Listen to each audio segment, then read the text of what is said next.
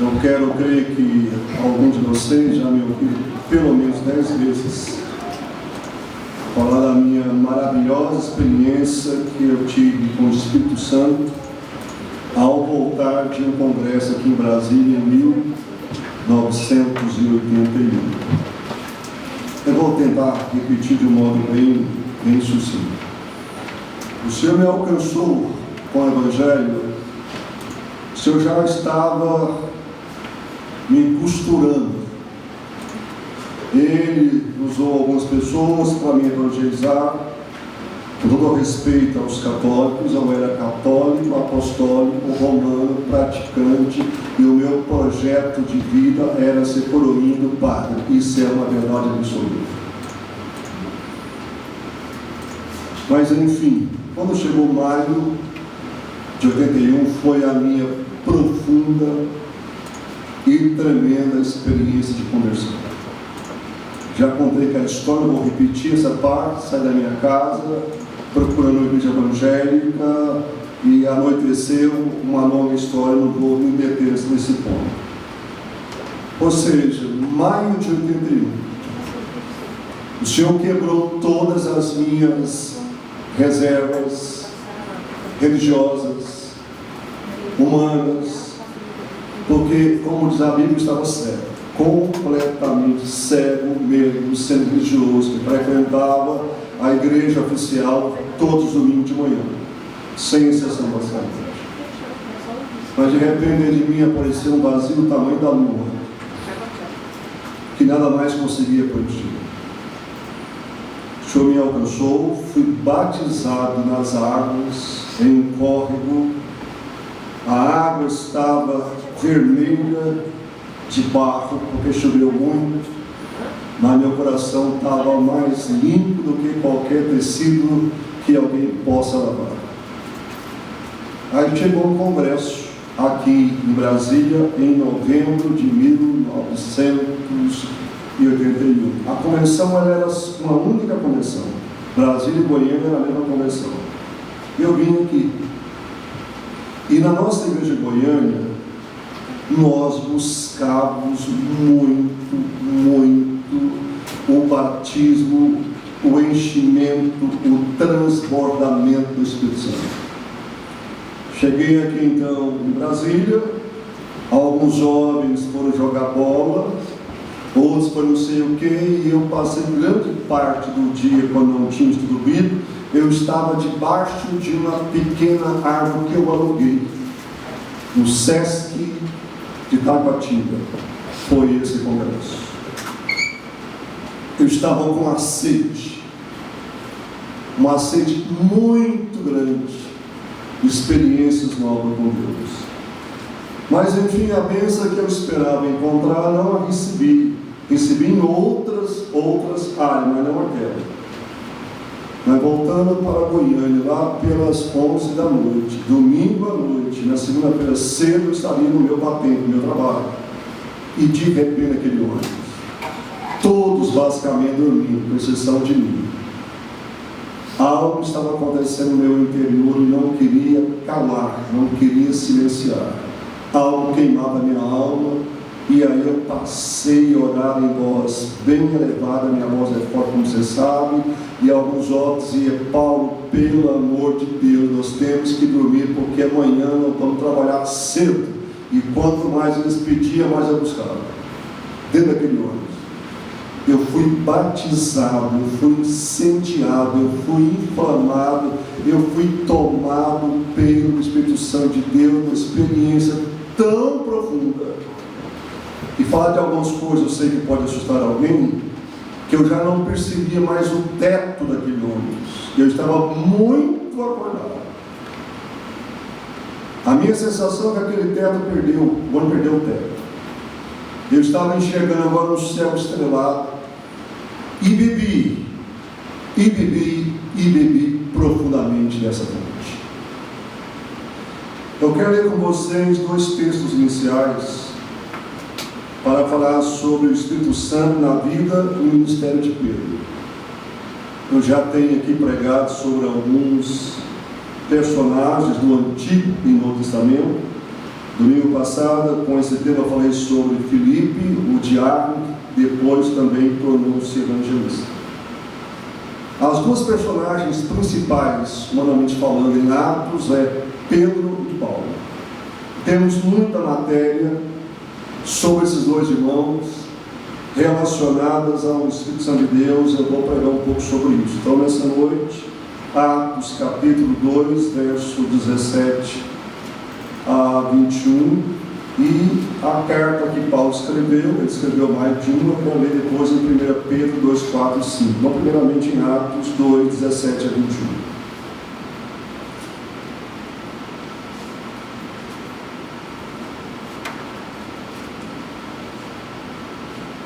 E acontecerá nos últimos dias, diz o Senhor, que derramarei do meu Espírito sobre toda a carne, vossos filhos e vossas filhas profetizarão. Vossos jovens terão visões e sonharão vossos velhos. Até sobre os meus servos e sobre as minhas servas derramarei do meu Espírito. Naqueles dias e profetizarão. Mostrarei prodígios em cima no céu e sinais embaixo na terra, sangue, fogo e vapor de fumaça. O sol se converterá em trevas e a lua em sangue, antes que venha o grande e glorioso dia do Senhor. E acontecerá que todo aquele que invocar o nome do Senhor será salvo. Evidentemente, Pedro aqui, ele está mostrando, ele está falando sobre promessas que ele tirou do livro do profeta Joel. Agora, o próprio Pedro escrevendo, na sua primeira epístola, capítulo 2, 4 e 5. Chegando-vos para ele, claro, Cristo, a pedra que vive, rejeitada sim pelos homens, mas para com Deus eleita e preciosa. Pedra rejeitada por homens. E os evangelhos são claríssimos em mostrar isso para nós, mas aceita por Deus. Cuidado, irmão. Cuidado, irmão, para não nos preocuparmos em sermos aceitos principalmente por homens. O nosso projeto de vida como cristão é primeiramente, acima de tudo, sem exceção, sermos aceitos por Deus. E ele continua. Também vós mesmos, como pedras que vivem em relação aos convertidos, sois edificados casa espiritual para ser sacerdócio santo, a fim de oferecer sacrifícios espirituais agradáveis a Deus por intermédio de Jesus Cristo. Vocês são edificados casas espiritual, primeiramente, acima de tudo. O projeto de Deus para nós, a partir da conversão, nós sejamos casas de filosofias? Não. Casas cheias do saber humano é importante, mas não. Nós fomos chamados em Cristo para sermos casas espirituais. O nosso corpo, o nosso ser, os nossos valores, as nossas escolhas, o nosso projeto de vida, etc., acima de tudo, parte do pressuposto que em Cristo eu comecei e é através do Espírito Santo que eu vou me tornar cada vez mais uma casa espiritual, primeiramente para a glória de Deus, edificação da igreja e propagação do Evangelho afora. E Satanás, ele vai oferecer para você tudo um pouco mais e para mim, para nos desviar desse propósito. E ele é especialista em nos oferecer manjares que não são pecados necessariamente, colocar diante de nós coisas grandes, mas não de Deus. Ele vai fazer de tudo, para que nós não prosperemos como casa espiritual. espiritual gerada por Deus e para a glória e louvor e exaltação do nome do Senhor Deus. E nós corremos perigo constante de desviarmos dessa meta de uma maneira imperceptível. Pedro foi profundamente impactado por Jesus depois de uma noite de fracasso total na pescaria.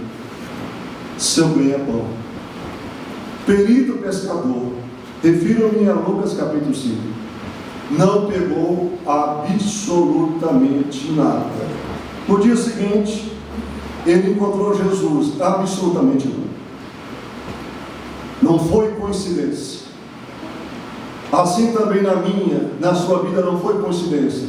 Jesus decidiu ir atrás de você. Ele decidiu ir atrás de mim. Foi Ele que foi atrás de você e te alcançou com a maravilhosa graça dele. Então, naquele dia que Pedro estava frustrado, seus amigos de pesca, Jesus estava no lugar certo, conforme o relógio de Deus, para levantar o homem para a sua glória e seu louvor. E o texto diz em Lucas 5 que Pedro deixou tudo. E como é difícil deixar tudo por Jesus. Até porque nesse tudo tem muitas coisas que são sutis. Algumas a gente percebe de longe a sua natureza, outras não. Como é difícil deixar tudo que são bezerros de ouro em nossa vida. E tem alguns bezerros de ouro que eles são mais cruéis e poderosos para tentar capturar a nossa vontade, o nosso esforço e a nossa vida. Durante 3 anos andou com Jesus e viu coisas extraordinárias, tipo, exemplo, a ressurreição da filha de Jairo, Marcos 5. Jesus não levou todos, mas levou Pedro, não por acaso. A multiplicação de pães e peixes que alimentou milhares de vidas. Pedro estava ali, ele viu tudo isso. Ele viu Jesus andar sobre o mar da Galileia. Ele viu com seus próprios olhos. Pedro cometeu falhas graves. Nós também estamos sujeitos a cometê-las. 3 exemplos. Negou Jesus 3 vezes. Mateus 26. Eu não conheço. Eu não conheço. Eu não conheço. Tentou persuadir Jesus a fugir da crucificação. Mateus 16, 21. Tenha misericórdia de ti. De maneira nenhuma tu irás à cruz. Afasta de mim, arreda de mim, Satanás, porque você não entende as coisas do meu Pai. Você está nesse momento dando lugar a Satanás. Você tem que entender, Pedro. É preciso compreender. Ignorância espiritual é uma péssima aliada. Passou a seguir de longe, Lucas 22. Veio uma mulher e disse: parece que não, eu não sou discípulo. Veio outra e também: eu não sou. 3 vezes antes que o galo cantasse, Pedro negou Jesus 3 vezes. Como é fácil negar Jesus nos nossos dias. Depois da ressurreição, Jesus ficou com seus discípulos 40 dias, falando das coisas concernentes ao reino de Deus, inclusive da promessa bendita do Espírito Santo. Eu vou ler agora Atos 1, 2 e 5. Atos 2.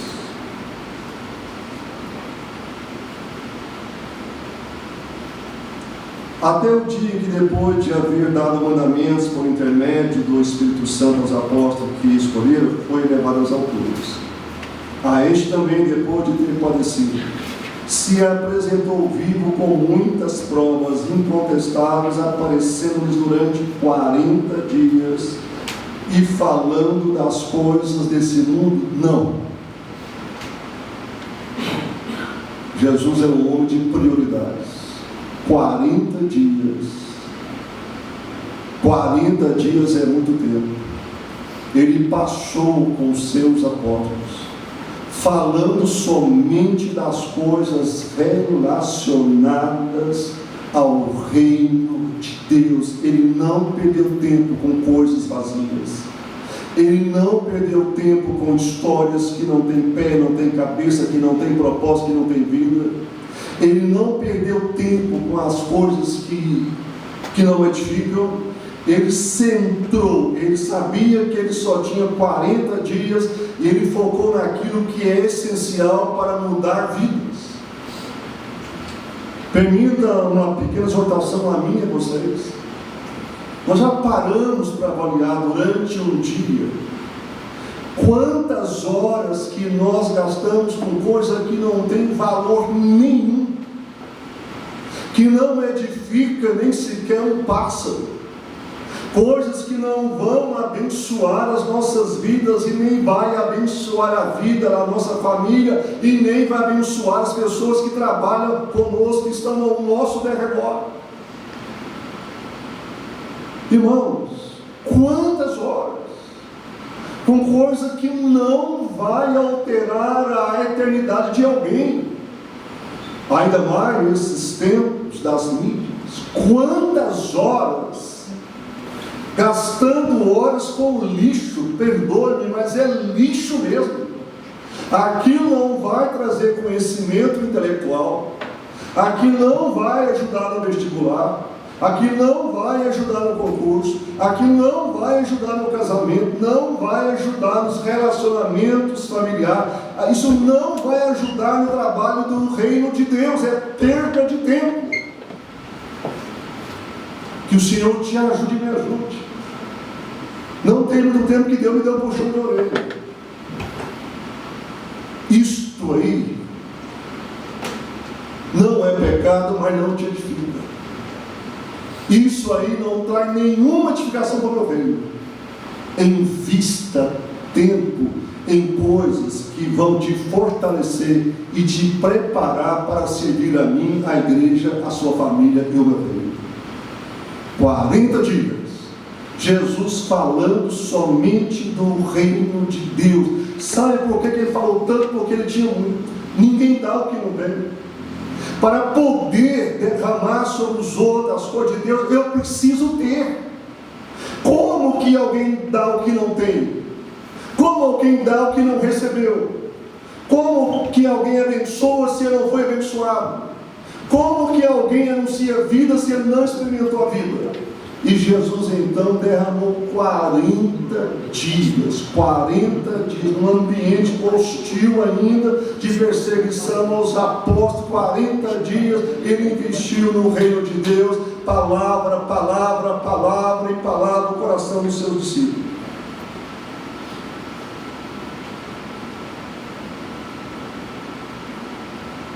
Estavam tão perto do Pentecostes, os apóstolos, mas continuava com foco errado. Irmãos, quando eu vi hoje no BCP, eu falei, mas não tem lógica. Não tem lógica. Jesus investiu 40 dias. E olha agora o verso 6. Como que o foco errado estava impregnado até na alma mais profunda dessas pessoas. Então os que estavam reunidos com ele 40 dias perguntaram: Senhor, será esse o tempo em que restaura os bens de Israel? Que isso, Pedro? Que isso, João? Que isso, Apolo? Depois de 40 dias, ouvi não de mim, de Jesus. Aí vem a pergunta: Senhor, ok, te ouvimos 40 dias, mas será agora que vai restaurar o rei de Israel politicamente? É agora que o Senhor vai subir no cavalo branco e vai resgatar Israel, vai levantar um grande motim contra o Império Romano? Irmãos, como é difícil direcionar o foco para as coisas de Deus quando a nossa mente está com a perspectiva equivocada. Nós estamos com a mente naquilo. E como é complicado tirar alguém quando a mente dele, o coração dele, a vontade dele está focado naquilo, mesmo não sendo de Deus, mas ele acha às vezes que é de Deus e briga achando que é de Deus e morre achando que é de Deus e não é de Deus. Eles passaram 3 anos com o Salvador. Jesus repetidamente diz que o reino dele não era dessa terra. Como está o nosso foco? Nós estamos focados no quê? No que tem valor eterno? Ou naquilo quando eu partir? Quando você partir, ninguém sabe. Ninguém sabe. Uma coisa eu sei. Eu conheço histórias verídicas de algumas famílias que quando morreram, ou o pai ou a mãe morreram ambos, os filhos entraram em guerra pela herança. A minha própria família em Joviana, quando meu avô faleceu, minha avó, ela já tinha falecido há muito tempo. Quando meu avô faleceu, ele tinha uma pensão, ele tinha umas coisas, e os filhos entraram numa situação de guerra. Coisas que vão ficar aqui, que não altera absolutamente nada a nossa vida com o Senhor nosso Deus.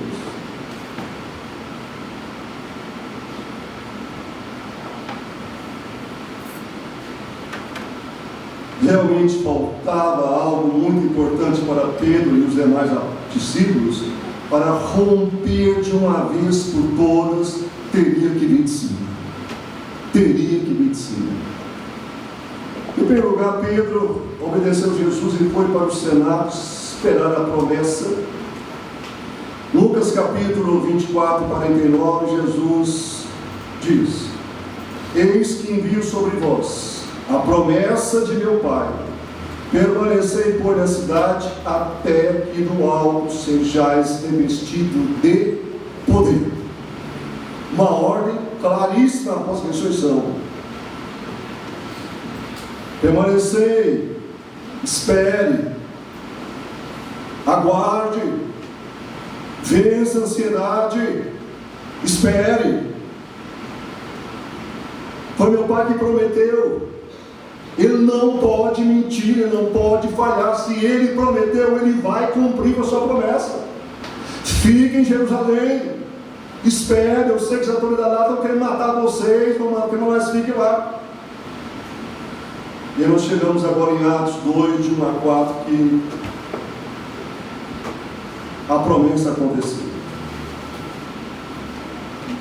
Ao cumprir-se o dia de Pentecostes, estavam todos reunidos no mesmo lugar. De repente veio do céu um som como de um vento impetuoso, e encheu toda a casa onde estavam assentados, e apareceram distribuídas entre eles língua como de fogo, e pousou uma sobre cada um deles. Todos ficaram cheios do Espírito Santo de Deus. A promessa foi cumprida. O nosso Deus nunca falhou comigo. Eu sei que Ele nunca falhou com você. Todas as promessas que Deus deu a mim, Ele cumpriu até hoje, vai cumprir amanhã. E Deus cumpriu a promessa. O Espírito Santo foi derramado abundantemente no dia de Pentecostes. Parece que Pedro exerceu certa liderança na reunião de oração, porque é o primeiro nome da lista. Nós agora vamos para verso 3. Quando ali entraram, subiram para o cenáculo, onde se reuniram Pedro e mais algumas pessoas. O nome é colocado aqui, mas nós sabemos que tinha naquele cenáculo em torno de 120 mil homens. Talvez, por minha conta, mesmo não entendendo ou aceitando, eles decidiram obedecer a Jesus.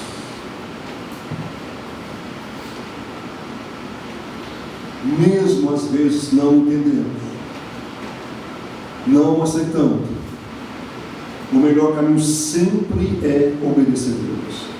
É sempre obedecer a Escritura Sagrada. O preço que Deus exigiu foram 10 dias. Deus é Deus. Ele pode ter exigido 15, 20, 30, independente de conciliar com a data da festa, mas Deus colocou para eles uma meta clara: 10 dias de oração no cenáculo. Se fosse eu e você, iríamos para o cenáculo 10 dias. Eles também tinham família. Eles também tinham que trabalhar para conseguir o pão. 10 dias de retiro.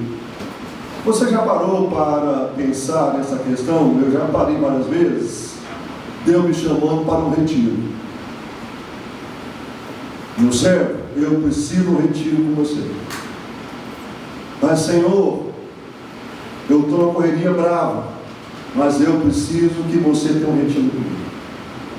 Que você separe um tempo nessa semana. Eu preciso ter um retiro com você, porque eu quero falar com você algumas coisas, e eu quero falar de modo bem claro com você. João Batista teve um retiro de muitos anos no deserto. Jesus teve um retiro de 40 dias e 40 noites, uma única tacada. De vez em quando Deus quer nos pegar e dizer: olha, meu filho, minha filha, eu preciso de um retiro com você. Dá um jeito, se organiza e tem um retiro comigo, nem que seja de um dia ou de algumas horas, mas preciso de um retiro com você. Conseguiram perseverar unânimes em oração no tempo determinado por Deus. O verso que fala sobre isso, ele é interessante. Por quê? Porque eles perseveraram, verso 14 do capítulo 1, todos eles perseveravam unânimes em oração e etc, etc. Qual que é o meu entendimento aqui? É meu entendimento. Aqui é o meu entendimento.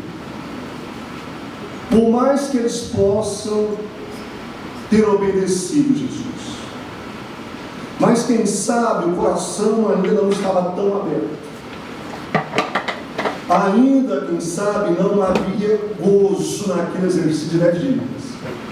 Mas a obediência a Deus é algo tão tremendo que Deus começa a dar ao nosso coração vontade onde não tinha vontade. Ele começa a gerar em nós alegria onde não havia alegria. Nós começamos de uma maneira, mas o Senhor vai nos enchendo na sua grande misericórdia. Ele vai mostrando que existe uma fonte que nós podemos beber dela, e nem sempre a primeira milha vai ser fácil. E assim é na nossa caminhada cristã, meus irmãos. É só conversar com missionários que estão espalhados pela África, espalhados pela Ásia. Não quer dizer que na Europa é menos complicado, mas como que a primeira milha do missionário é difícil. Lembro hoje quando em 2016 nós aprovamos a envia do Jansen, um dos filhos do Clerislan, para o Japão. Casado, com filhos, agora iriam lá para o outro lado do mundo. Jovens. Japão é o país mais caro do mundo para nós fazermos missão. Ele abriu mão de tudo, pega a esposa, nós conseguimos naquela assembleia, Deus abençoou, nós conseguimos a adoção suficiente, eles foram para lá, para aquele lugar, mas enfim, imagina a mudança de cultura de um Brasil para o Japão. A primeira milha nunca é fácil,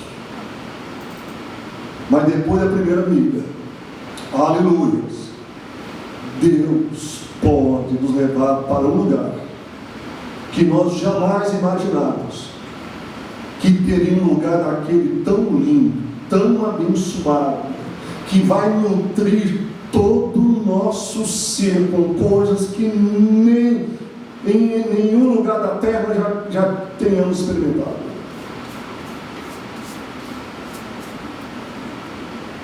Agora eles conseguiram orar por 10 dias, unanimemente oraram, porque Deus deu força para cumprir os 10 dias. Deus cumpriu sua promessa, o Espírito Santo foi derramado. No segundo aspecto, Pedro, cheio do Espírito Santo, pregou uma mensagem poderosa. Era Pedro? Sim e não. Era um vaso novo, era um vaso cheio do Espírito Santo, e agora prega e coisas tremendas aconteceram, e acontece porque quem faz a obra não somos nós, é Deus sempre através de nós, porque a glória é toda dele, a glória não é minha, não é sua, não é da igreja, a glória sempre é de Deus, e não divide a glória dele com ninguém. Ele afirmou que era o cumprimento da promessa de Deus entregue através do profeta Joel. Eu li para vocês. Ele citou um grande texto de Joel que fala sobre o derramamento do Espírito Santo. Entregou logo a seguir uma mensagem dura para um auditório hostil, com corações de pedra, verso 22 até o 36. Faço questão de ler. 22 a 36. Varões israelitas, atendei a estas palavras. Jesus Nazareno, varão aprovado por Deus diante de vós, com milagres, prodígios e sinais, nos quais o próprio Deus realizou por intermédio dele entre vós, como vós mesmos sabeis. Sendo este entregue pelo determinado desígnio e presciência de Deus, vós o mataste crucificando por mãos iníquas, ao qual, porém, Deus ressuscitou, rompendo os grilhões da morte, porquanto não era possível fosse ele retido por ela. Porque a respeito dele, diz Davi, diante de mim via sempre o Senhor, porque está à minha direita, para que eu não seja abalado. Por isso se alegrou meu coração, e a minha língua exultou. Além disso, também a minha própria carne repousará em esperança. Porque não deixarás a minha alma na morte, nem permitirás que o seu santo veja corrupção. Fizeste-me conhecer os caminhos da vida. Encher-me-ás de alegria na tua presença. Irmãos, seja-me permitido dizer-lhes claramente a respeito do patriarca Davi, que ele morreu e foi sepultado, e o seu túmulo permanece entre nós até hoje. Sendo, pois, profeta, e sabendo que Deus lhe havia jurado que um dos seus descendentes se assentaria no seu trono, prevendo isto, referiu-se à ressurreição de Cristo, que nem foi deixado na morte, nem o seu corpo experimentou corrupção. A este Jesus Deus ressuscitou, do que todos nós somos testemunha. Exaltado, pois, à destra de Deus, tendo recebido do Pai a promessa do Espírito Santo, derramou isso sobre vós. Porque Davi não subiu aos céus, mas ele mesmo declara: disse o Senhor ao meu Senhor, assenta-te à minha direita, até que eu ponha teus inimigos por estrada dos teus pés. Esteja absolutamente certa, pois, toda a casa de Israel, que a este Jesus que vós crucificaste, Deus o fez Senhor e Cristo. O texto continua, foi uma mensagem dura de Pedro. Eu quero levantar aqui uma questão. Pedro não fez uma pesquisa de opinião para saber o que a maioria queria ouvir. Absolutamente não. Ele pregou o que Deus mandou e o que o povo precisava ouvir para despedaçar as pedras dos corações e gerar conversões genuínas. Pedro, repito, não fez uma pesquisa de mercado para saber o que é que aquelas pessoas queriam ouvir. Não, ele não fez isso.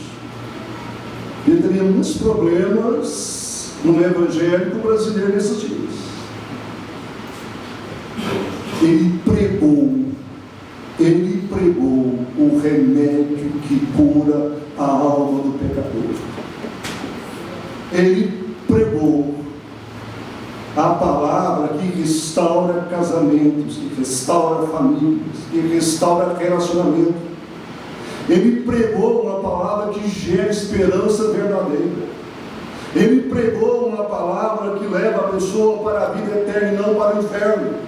Ele pregou a palavra de Deus para curar vidas, para curar almas, para curar famílias e principalmente para curar Israel, que estava adormecido no seu pecado.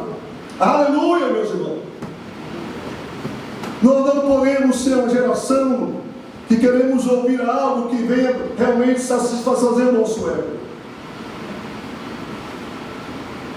E à medida que ele obedeceu o que Deus tinha para aquele povo, o Senhor começou a trabalhar, milhares aceitaram a palavra, tiveram seus pecados expiados em Cristo e nasceram de novo. Verso 37 e 41. Ouvindo eles essas coisas, compungiu-se o seu coração.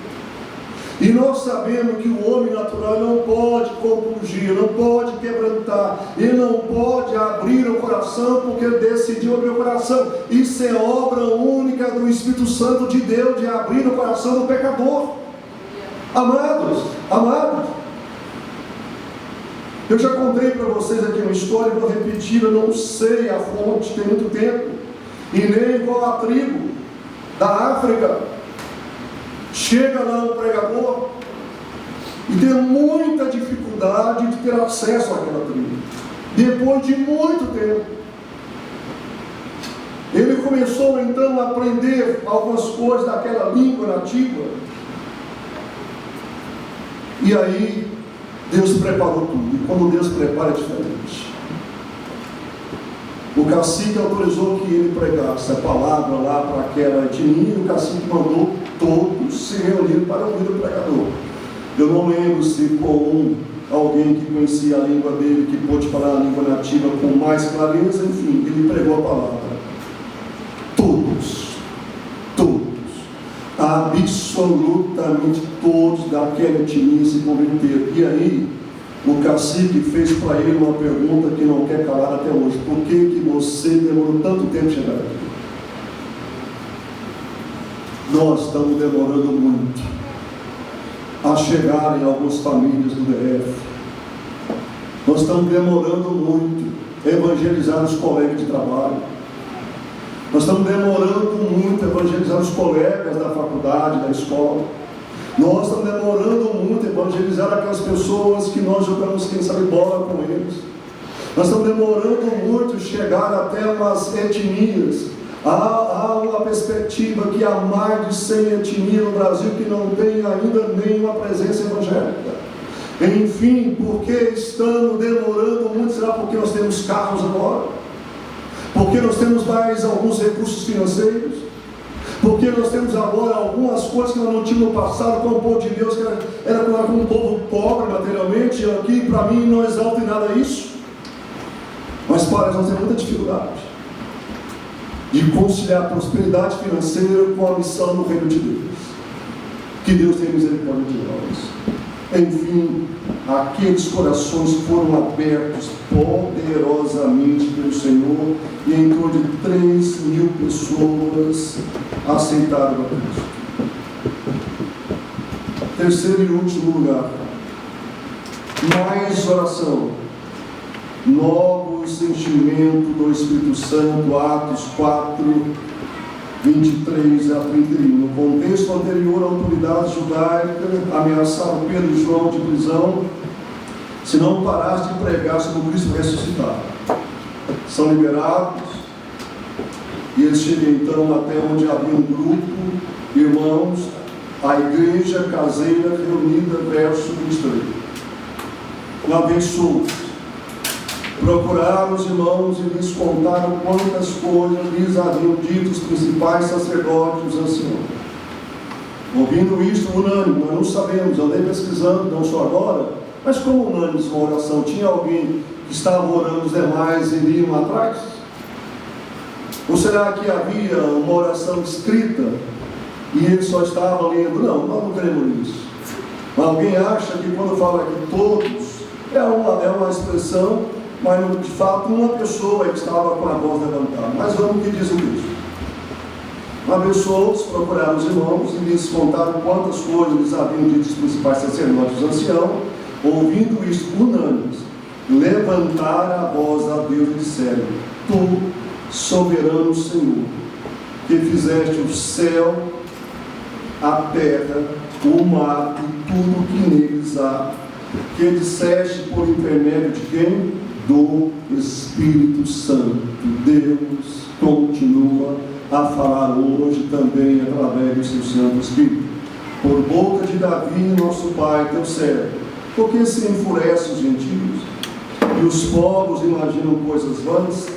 Levantaram-se os reis da terra e as autoridades juntaram-se uma a uma contra o Senhor e contra seu ungido, porque verdadeiramente se juntaram nesta cidade contra o teu santo servo Jesus, ao qual ungiste Herodes e Pôncio Pilato com gentios e gente de Israel, para fazerem tudo o que a tua mão e o teu propósito predeterminaram. Agora, Senhor, olha para as suas ameaças e concede a teus servos que anunciem com todo que intrepidez a tua palavra, enquanto estende a mão para fazer curas, sinais, prodígios por intermédio do nome do teu santo servo Jesus. Tendo eles orado, tremeu o lugar. Entendemos que, literalmente, onde estavam reunidos, e o que aconteceu? Todos ficaram cheios do Espírito Santo. Ou seja, eles foram liberados. Chega até uma casa onde havia um grupo de irmãos que estava aguardando por eles, que nós estivemos orando por eles. E o que é que eles fazem? Eles começam a orar. Começam a orar e pede a Deus força, intrepidez, autoridade para continuar a pregar a palavra mesmo com toda a hostilidade. E eles falam: Deus, e continua com a tua mão estendida para realizar sinais, prodígios e maravilhas como Deus estava realizando. E o texto fecha em 31, todos ficaram cheios do Espírito Santo. O que é que eu aprendo aqui? Uma vez cheio do Espírito, não é cheio para sempre. Uma vez cheio, não é cheio para sempre. Uma vez cheio, uma garrafa de café não vai ficar cheia para sempre, ainda mais se for tomando café. Amados irmãos, é um erro quando se pensa que uma vez cheio, vai ficar cheio para sempre. A oração aqui nesse texto, e não somente nesse texto, deixa claro para nós que quanto mais nós orarmos em nossa casa, quanto mais nós orarmos nos cultos de quarta, aos domingos aqui na igreja, mais nós vamos ficar cheios do Espírito Santo de Deus. E nós sabemos quando nós vamos perdendo essa unção. Quando nós vamos perdendo essa unção, nós continuamos a cantar, a pregar, a trabalhar, a vir para a igreja, mas se nós formos ser sinceros, nós percebemos que lá dentro o tanque está ficando vazio, a coisa está indo agora no que nós conhecemos, está indo na habilidade, está indo no temor de Deus, está indo, mas nós percebemos que lá dentro o fogo já não está mais queimando. E você sabe que eu estou com completa razão, porque eu tenho a minha própria experiência de vida. Eu sei quando o fogo de Deus dentro de mim começa a perder força. Eu sei. Amado irmão, e depois de uma vez cheio, é difícil conformar com a vida não cheia do Espírito Santo de Deus. Depois que se bebe nessa fonte, depois que recebemos dons espirituais legítimos, depois que Deus nos usa para orar numa outra dimensão espiritual, depois que nós percebemos o como que Deus pode impactar alguém com a pequena frase nossa, porque nós estamos cheios do Espírito Santo de Deus, cheio do Espírito Santo de Deus, é cheio de Deus. Por que daquele impacto? 3.000 conversões? Cheio, o rio transbordando, o mar transbordando, as reservas transbordando. Não era capacitações humanas convencendo as pessoas, não, absolutamente não. O Espírito Santo que me convenceu da minha miséria quando eu tinha 20 anos de idade, que me chamou para o ministério pastoral quando eu tinha 20 anos de idade. Depois que se bebe dessa fonte, depois que essa fonte jorra através de nós, vaso de barro, é impossível por algo menor do que isso. E eu quero concluir usando aqui uma figura de linguagem. Será que Pedro desejaria voltar a ser o velho Pedro, o que negou Jesus mesmo depois de andar com ele por 3 anos? Acredito que por nada desta vida ele gostaria de voltar a ser o velho Pedro. Para mim, jamais ele queria ser o velho Pedro, mesmo depois da conversão. Depois que ele bebeu dessa fonte, depois que ele foi cheio do Espírito Santo, jamais ele queria ser o velho Pedro. O Pentecoste para Pedro e para nós cristãos é como vinho novo. É necessário tratar e preparar o odre antes de receber esta grande bênção. Os 10 dias do cenáculo têm para nós um grande valor simbólico. Como está a minha busca? Como está a minha busca? Como está o meu quarto secreto? Como está o meu lugar secreto na igreja, no momento de oração? Isso aqui mexeu muito comigo. 10 dias no cenáculo. 10 dias no cenáculo. Eu quero voltar ao ordem. Vou terminar com esse ponto final. Mateus capítulo 9, 17, se você puder me acompanhar. O odre precisa ser tratado e preparado. 9:17. Jesus diz: nem se põe vinho novo em odres velhos. Do contrário, rompem-se os odres, derrama-se o vinho e os odres se perdem. Mas põe-se vinho novo em odres novos e ambos conservam. Jesus queria dizer o que, literalmente? Que o judaísmo ultrapassado não cabia dentro do Evangelho, não cabia na dispensação da graça. Eles eram completamente incompatíveis e não tinha jeito. Mas eu quero usar isso aqui em qual sentido? Em relação aos óleos, eles eram recipiente flexível de couro, normalmente de cabra, usados para armazenar líquidos, como vinho. De tempos em tempos, aquela pele perdia a flexibilidade. Era preciso abrir, porque ela era costurada. Era preciso abri-la, lavá-la, entre aspas, purificá-la, remover tudo aquilo que precisava ser removido. Depois de vários atos desse, então se colocava azeite sobre essa pele. Ela ficava durante um período exposta, depois pegava aquilo e voltava a lavar, e depois então costurava, e ela estava apta para receber vinho novo. Por quê? O vinho novo, ele fermenta, ele é forte.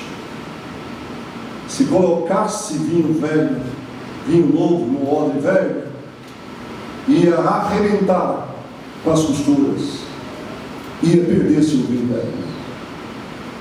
Jesus disse: se coloca vinho novo em odres novos. Com todo o respeito aos irmãos que eu amo muito, mas com o passar dos anos, nós entramos no automático religioso. Tudo fica com seus quadradinhos bem definidos. Eu sou uma pessoa normalmente muito organizada desde menino. Eu sempre fui muito bom com os meus quadradinhos, desde os meus tempos de encontro, de trabalho, aquela coisa toda, os meus quadradinhos bem definidos. Aí nós entramos no mecânico, no automático, e vamos, vem culto, escola dominical, mais culto, mais pregação, o seu Paulo prega, o outro prega, nós cantamos, nós louvamos, nós nos reunimos, celebramos, tudo tem o seu valor. Só que o homem vai ficando velho. Ele vai ficando velho. E aí nós queremos algo novo. Só que antes, Deus precisa tratar e preparar o odre para receber novos, poderosos e tremendos derramamento do Espírito Santo na nossa vida. O meu medo, como é que eu falo como cristão, estou sempre interagindo com outros colegas pastores, alguns mais jovens que estão chorando pela dificuldade que muito tem enfrentado em pastorear nessa geração. Eu tenho amigos em várias partes do Brasil e até fora do Brasil, muitos estão chorando. Por quê? Nós estamos com dificuldade de pegar o odre, dizer: Deus, toma o odre. Deus, por favor, abre o odre, remove essa costura antiga, Senhor. Por favor, Deus, por amor ao teu nome, lava, purifica esse odre de qualquer impureza. Por favor, Senhor, coloca azeite novo, coloca azeite. Por favor, Deus, volte a lavá-lo. Por favor, Deus, volte a costurá-lo. Mas, Deus, não esqueça, eu estou desesperadamente sedento por vinho novo na minha vida de oração. Às vezes eu fico adormecido, Deus, tu sabes, mas eu estou lá na alma, estou sedento por um vinho novo na minha de leitura da palavra e aprendizado dela. Lá no fundo, Senhor, minha alma está gemendo porque eu quero ver coisas grandes para o Senhor. O meu tempo está passando, os meus dias estão contados. Agora, Deus, eu já não tenho a força que eu tinha aos 30. Eu não tenho mais a força que eu tinha aos 40. E de repente eu não tenho mais a força que eu tinha aos 70. Deus, por favor, não demores. Não demores. Venha. Porque comprei casa, Senhor. Comprei carro. Comprei fazenda. Comprei boiada. Tenho filhos, tenho netos, tenho bisnetos.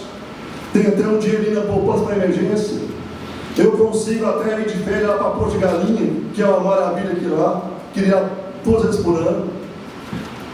Mas lá no fundo não há nada capaz de saciar a nossa alma verdadeiramente, se não vier de Deus.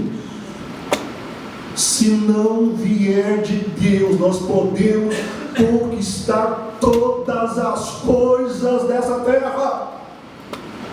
Mas dentro de nós, se somos crentes, uma voz insaciável vai estar gritando dentro de nós: meu filho, Deus quer fazer coisas grandes através da sua vida.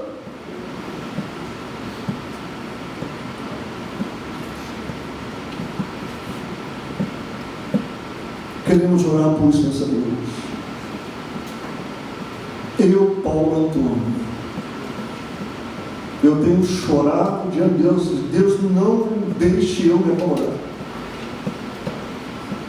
Eu quero ver coisas grandes, tremendas, para a tua glória, acontecer na vida dos meus irmãos e das pessoas que eu quero ganhar para o Senhor agora. Abre a costura, coloca anestesia para não doer muito, porque às vezes dói. Abre a costura, lava, remove, trata e depois Deus derrama.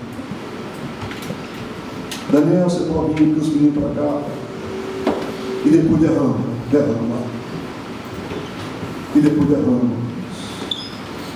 e derrama até enchermos para transbordar lá fora, na nossa família e nas pessoas perdidas. Não nos deixe, Deus, conformar com o homem velho. Não nos deixe conformar, ó Deus, com o vinho velho. Não nos deixe conformar, ó Deus, com a milha que nós estamos nela, quem sabe há muitos anos. Nós precisamos de milhas novas geradas pelo Espírito Santo de Deus. Nós precisamos de algo de cima. Pedro, aqueles irmãos eram zelosos, mas precisava de algo de cima, até que os céus se rasgaram e o Espírito Santo veio, pegou aqueles homens velhos, alguns com mentalidade judaica, de guardar o sábado, de guardar a lei cerimonial. O Espírito Santo veio, desconstruiu tudo aquilo e começou a encher, e aquele grupo colocou Jerusalém de cabeça para baixo, colocou as autoridades do Siné de cabeça para baixo, colocou Samaria, colocou Israel, colocou os países em volta de Israel, chegaram até Roma. Até Roma sentiu o impacto de um povo cheio do Espírito Santo de Deus. Você pode ficar em pé para a gente começar a orar? Abra o seu coração. Grite dentro de você: Deus me socorre e gere algo novo na minha história de vida. Vamos clamar, daqui a pouquinho nós vamos adorar. Levanta a sua voz, alto ou baixinho, levanta sua voz e clama. Deus me tira dessa posição. Age em mim. Levanta a sua voz,